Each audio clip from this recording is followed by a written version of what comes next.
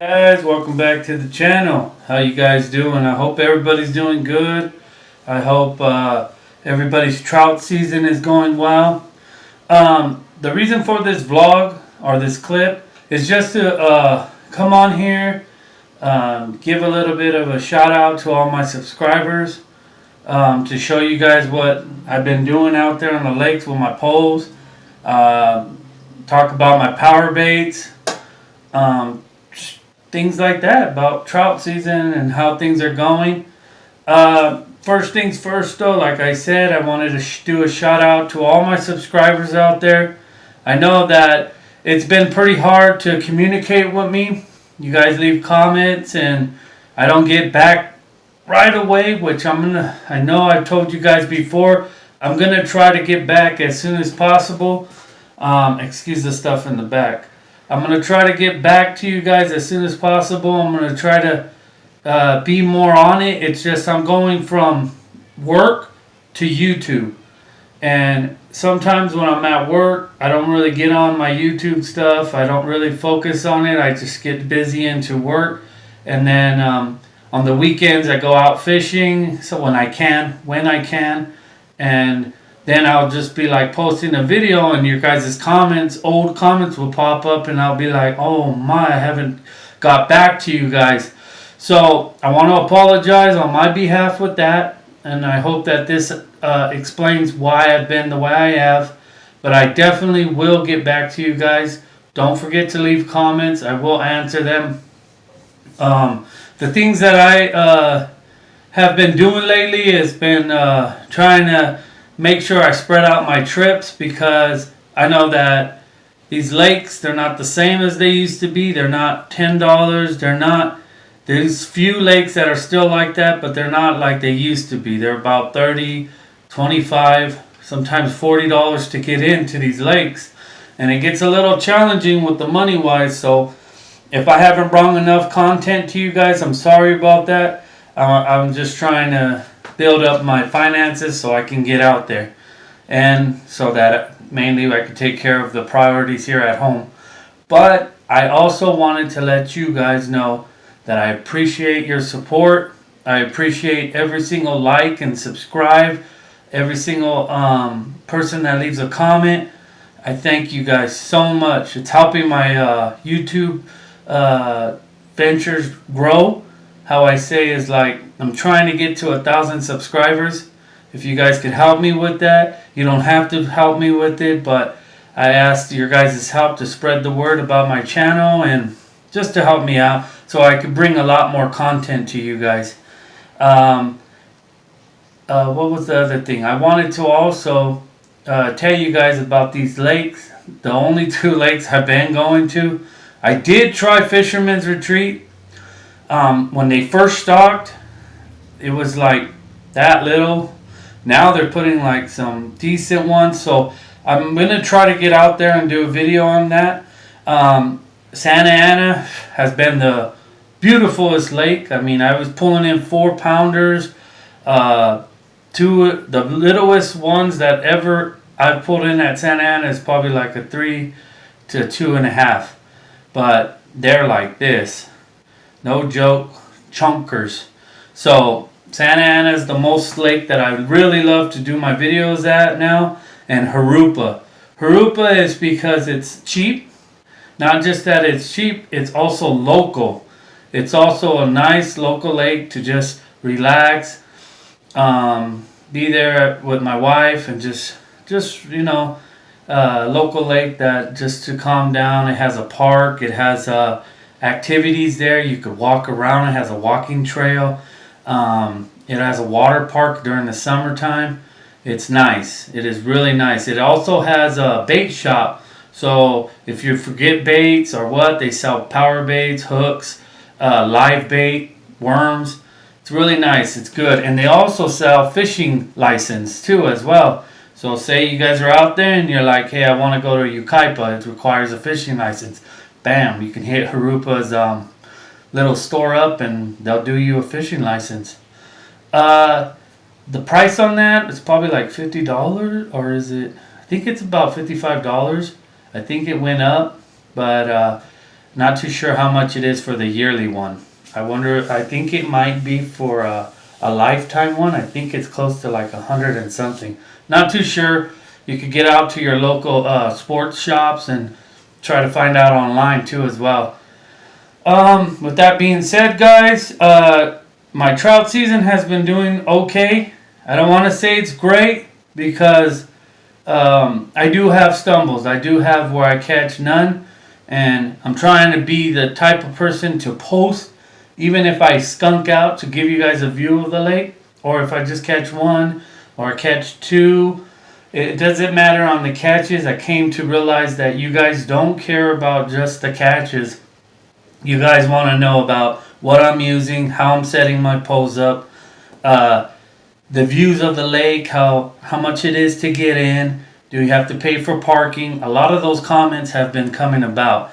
And I'm going to answer these to just not to satisfy the people that have been asking, but to just give them a brief, like, hey, this is what you're looking at. Harupa, $10 to fish. So it's $5 to park and $5 to fish. So it comes out to $10. There's day use where it's only $6. If you bring a pet, it's $2 per pet. For the kids, I think it's $8 to fish. They're going to have a fishing derby this coming Saturday on January 20th. They're going to have the kids fish for free. It's a fishing derby that's going to be for anybody that wants to come out with their kids and catch some fish. They're going to stock it 2 times. They're going to do a state stock and a county stock. So there will be fishing that day. Pretty good sized ones, because on these tournament things or these derbies, they put some decent sized ones, about like close to 3-pounders. I know that they're going to have the derby thing for the kids, and then they're going to have the lakes closed. So I believe that on the 17th, yeah, the 17th, it's going to be the last day of fishing, because they're going to come with both the trucks and they're going to stock them, fully stock them. Not too sure if they're going to come early for the state stock, but I know the county stock will be on the 17th. All right, guys. Now for Santa Ana. Santa Ana, it is $35 to get in.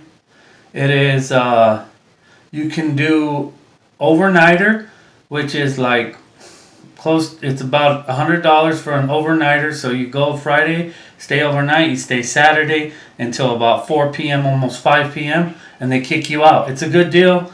You pay for what it's worth, because when you do the overnighter, you're allowed to catch 15 fish. So say you have a partner with you, you paid for that family package, you and your partner could catch 15 fish, not each, but in total. So it's a good deal. I mean, people there at Santa Ana, they pull them out. They always catching good sized ones. They even stock huge ones where they're like 20 pounds. I've seen a person pull out like a 35-pound, almost 40-pound catfish. So they put some big ones in there, some trout and catfish. They got other species in there. You like bass fishing. They got good sized bass, tilapia, bluegill, carp. So it's a really good lake. Pretty pricey, like I said about the prices. But if you get out there and you have that finance and you're able to get out there, it's a really good lake. Fisherman's Retreat, it's $19 for one pole. Yeah, on stock day, you're only allowed one pole. But on, like, after stock day, which will be Saturday, you could pay for the other pole, which will come out to like Santa Ana, $35. So that, in case, I don't want to down talk Fisherman's Retreat, because I do go there for catfishing. I do go there for trout sometimes. And it's a good lake. It's relaxing as well. It's just, to pay for one pole on a stock day, I'd rather just wait, get the next day, and pay for the 2 poles and have a variety of a spot taken for my poles to be able to spread out through the lake to catch. Because the fish, yeah, they're all over the place. They're all over the lakes. But in that fishing area, Fisherman's Retreat, they seem to pile up in one area a lot. It goes from like, if they're stocking from the front where the pipes are, they'll pile up in all that area. And then if they're stocking in the back, if you do know Fisherman's Retreat, the back where they used to stock, where they're starting to stock again, they'll pile up in that area as well. And it seems like they'll go far to the pipes, but they won't be as much as where they're stocking. And then they do have 3 lakes. They have the top lake, the middle lake, but you got to be a member to hit the 3rd lake. So it's a members lake. The membership on that, I can't give you any details on that because I don't know much about it. I used to work there, but I still didn't know much. You want to give them a call, you can look up fishermansretreat.com or fishermansresort.com, and you can find their phone number on there, and you can call them and see about a membership. I hope this information helps you guys. These lakes that I'm talking about are the 3 main lakes that I will have on my videos. I need to try to spread out, like Hesperia. I've been dying. Hesperia, I've been trying to get out there. Yucaipa, I haven't went out there, but I've been seeing they have good fish on YouTube. A lot of YouTubers out there. The San Bernardino lakes, I want to say, in my perspective, if you guys want to get out there, you can get out there, but a lot of people have been leaving comments and have been giving bad reviews. You know, you don't have to go off any of us YouTubers' perspective. Try it for yourself. There's Glen Helen, there's Guasti, and there's, what's the other one? I think it's Yucaipa is another, Yucaipa is another San Bernardino lake. But the Yucaipa one is, that one's really good. I know there's more out there, like there, and there's also Sacome Lake. Sacome Lake is a free park. It's a free lake. The reviews on that with the comments, you guys could check that lake out. It's Sacome Lake in San Bernardino, California. You can check it out. It's free to fish. They do stock. It's just the views on it have been like pretty bad. They say that not to eat the fish because the water is contaminated with a lot of like needles and things like that. Just dirty stuff get thrown in there. But anyways, the first thing also I wanted to show is, I grabbed the wrong pole. But that is my wife's pole. I hooked her up as well on good setups. I've been using what they call is a Carolina keeper type rig setup. My setup for it is I'm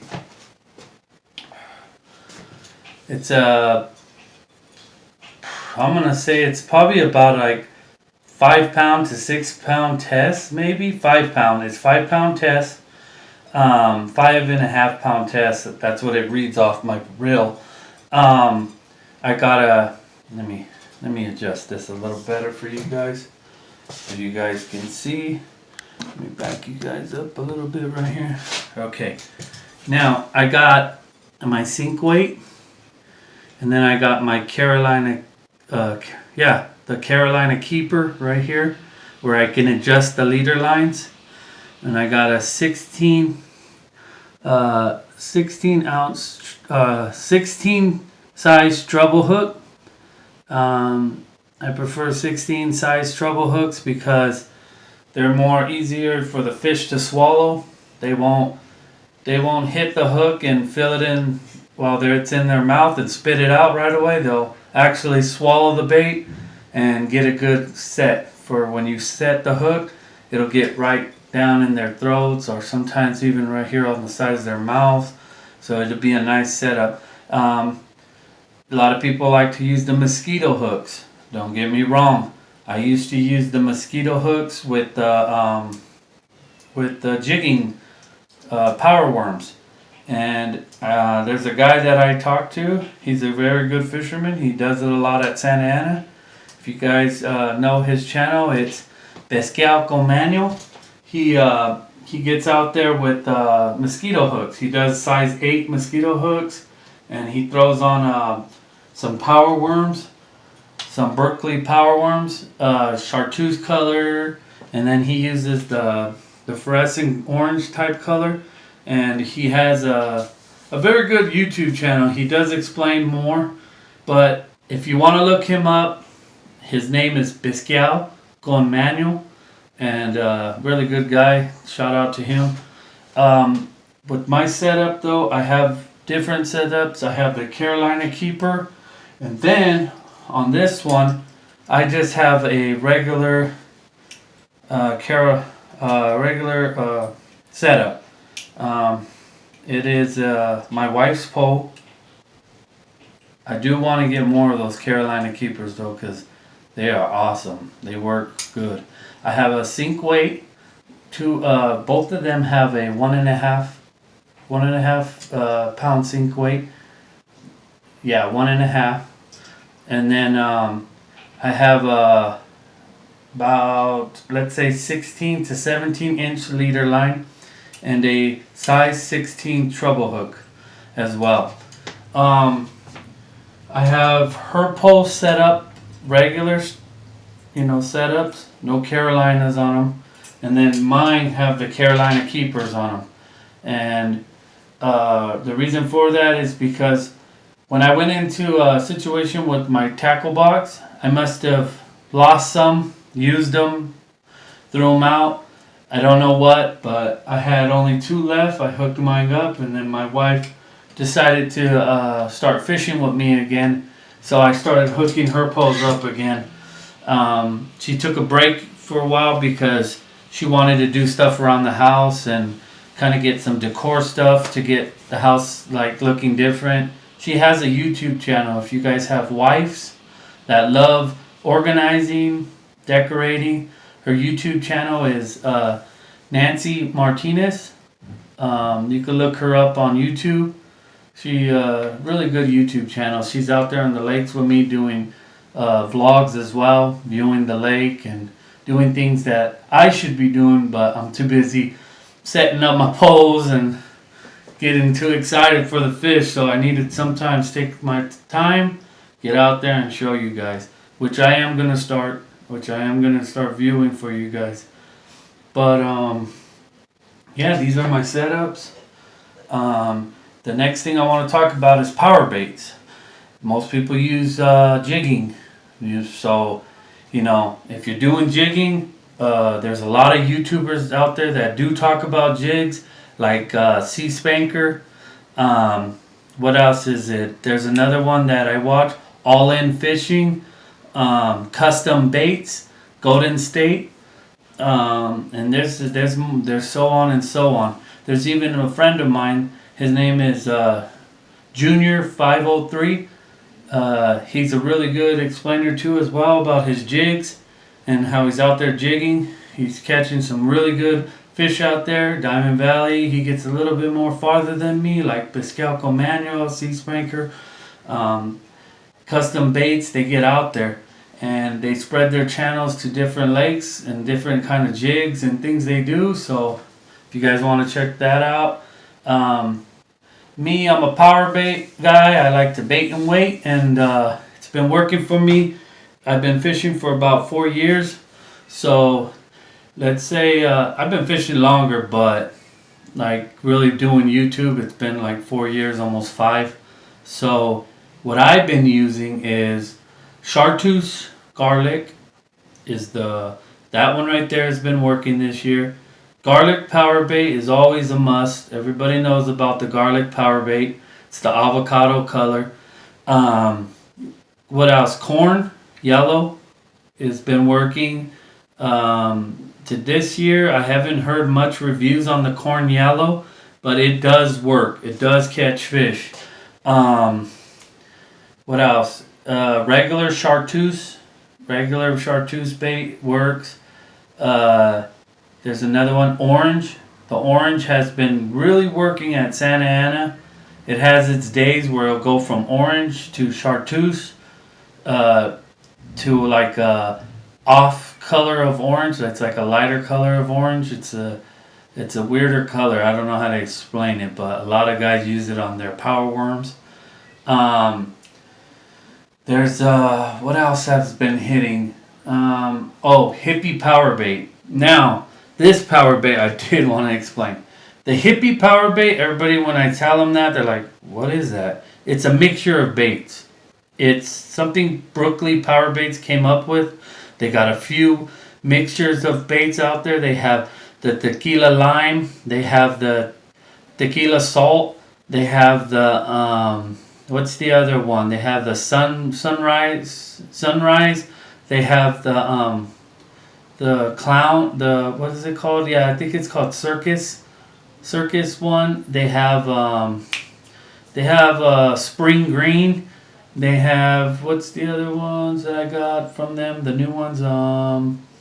They have garlic sunrise, and then they have garlic tequila sunrise. That's another one. That's the one. So with those 8 that I named off, those ones. Oh, and hippie power bait. Those ones. So those 9. But those ones have been off on for people. The best one I recommend is the tequila sunrise, garlic sunrise one. That one right there has been working for the fish. Like that one and hippie power bait. Hippie power bait. I rate that one at like a 9, and the sunrise garlic, I rate that one at like a 7. Those two, man, good. Good new power baits have always gotten fish, and if it don't catch you fish, it's the type of lakes. So what Harupa's worked, Santa Ana's worked. I know I've used it at what's the other lake that I went to? Glen Helen. When I went to the little lake, it worked. What's the other ones I've been? Hemet Lake. I tried it out there at Hemet Lake. It worked. It caught me fish, and that's about close to. Oh, and Fisherman's Retreat. Fisherman's Retreat. Man, I've used it. Caught fish. Bam. It's gotten a slower and slower type of bites on it, but it's because of the new hatchery or the new way it is this year. These fish go from what they want. You got to play with them. Garlic, the garlic power bait is the #1 power bait everybody uses. So if you're asking me about that garlic power bait on your comments, it's the avocado color. It's the very known fact power bait that everybody uses and that everybody eventually catches 1, 2, maybe their whole stringer has been from the power bait garlic. So that's another one. My preference this year, coming around from last year to this year, I've been getting the power bait and rolling them up like worms. Now, if you're new to this fishing stuff, you can do balls, little balls, or you can get the ball, pinch it at the top, get it, pull the line, get it to right here, and swing it like this to where it creates a worm type look. So when you cast out, your bait's floating in the water and there's current going, what it does is it moves in the water like this. The fish see that, they think it's a live worm, they think it's something, bam. Might not work, might work, have days where I'm sitting there rolling them up as balls, trying the worm, throwing on different power baits. Sometimes I skunk out. Sometimes it's the #1 thing for the day where I just boom and I'm burning them. So that's another thing I want to talk to you about that I do, and that's about it. I mean, I'm not too sure if there's people in the comments that have asked me, what's the dip things you be using? And for those, I have different varieties. I have corn dip. I have garlic dip, like 4 different kinds of garlic dip. There's the Bang. There's the one that my friend gave me that he's made. The guy that I told you guys about, Pescado con Manuel. I used his dip. And then I use another one that says, Oh My Garlic. I don't know if it's new, but I've gotten it at Santa Ana, and that's about the only lake I've seen it there is Santa Ana. So, and then I recommend this is the Bite on Garlic. The Bite on Garlic has always worked for me. People say, that stuff don't work, but it has. So, Bescalco Manual's garlic bait has always worked, and the Bite on Garlic. Those two I recommend if you want. And then for the third choice that I would go to, if I haven't to go to the last resort, would be the Bang Garlic. The Bang Garlic spray has pulled in a lot of fish for me, within catfish and trout. Those, man, doing it. But with that being said, those are my dips. Those are what I dip in to my power baits into, so I can leave a scent for these fish can get more traction to get to the bait faster. There's sometimes where I'll dip the bait, cast it out, do a slow reel in before it hits the bottom so it can leave a trail of a scent, and then drop it and let it drop to the bottom, reel it in real slow to give it a tight line, and that's it. Or I'll throw my little weight holder, my one I customized, and it pulls the line for me. So when it goes up, an indicator, so I could see when there's a bite. Bam! I use those too sometimes. So there's different ways I do it. There's some ways I just leave a bow on top with the line tight, or I might not have nothing, and I just watch for that rod blend. That's another thing. Before I end this channel, if you're fishing and you don't like the bows, you don't like the indicators, always remember you don't need those when you fish. You watch that rod tip. When you see that rod tip either bend down, you can either give it a minute or you can wait for it to jiggle. When it bends down, it's probably them having it in their mouth. But when you start seeing a head jiggle, that's when you know that hook has set. Boom. So when you see that rod moving like that, there's no point of boom hitting it. You can just give it a light one and reel in. If you see that rod bend, try to boop, pull up. I like to pull up sideways like this, or sometimes I just pull up like this, like right over my shoulder, face, like it's gonna hit my face almost. And what it does is, for me, it'll grab the hook either on the top of their mouth, or it'll set it right here. The side one, you already know, it's obvious. It's gonna hit these. Whether it hit this side or hit this side, and it's gonna lock in. Now, when you have that fish bending that rod going like this, they mainly have swallowed it. So there's no reason for you to give a hard pull on it, because you could pop your hook and you lost them. So with that being said, these are the tips of my fishing things that I've learned in the past, that I've gotten tips off of other people, and plus my dad always used to fish with us when we were little, and he used to teach us.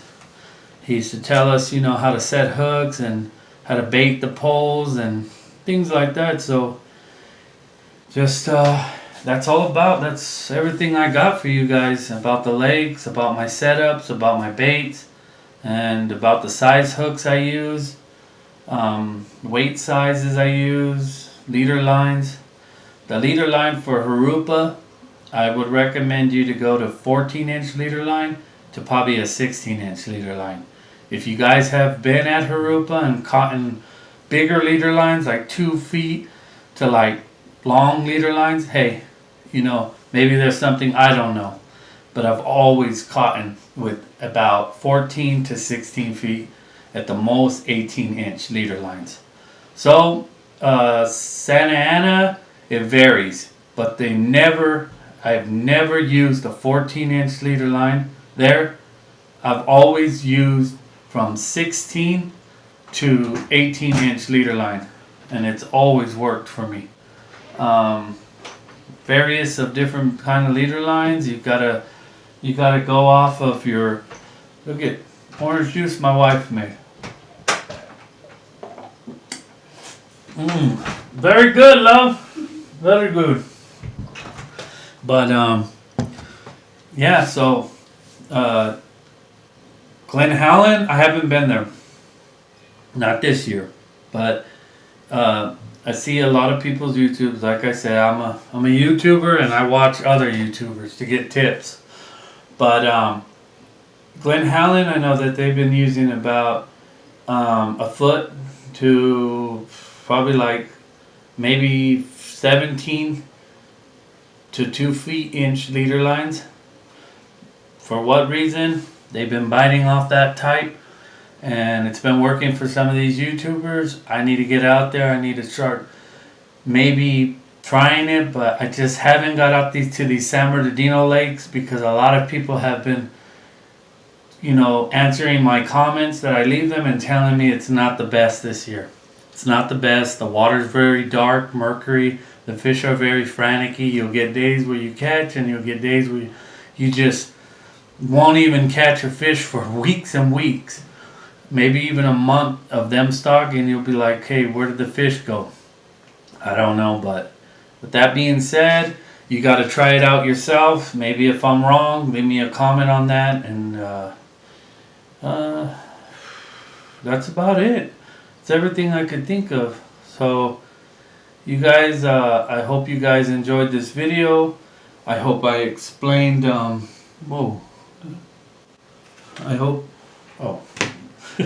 hope I explained things for you guys. I hope I kind of broke down some questions on the comments that you guys have been asking. If there's anything else, I'll make another video and get back to those comments as well. But yeah, hope you guys enjoy these videos. I hope you guys, get some knowledge of how you can probably get out there and hit these lakes. And thank you so much for all your support. Thank you so much for everything you guys do for my channel by leaving comments, likes, by subscribing, hitting the bell button for notifications. And I definitely will let you guys know for the next trips. I have some more trips coming up. I'm just waiting on, like I said, financial things. I don't want to put a lot of my fishing before my important things, so I try to spread them out. But with that being said, you guys, hope you guys like, subscribe, and I'll see you guys out there on the lakes. Always keep your lines tight, and I'll see you guys on the next one.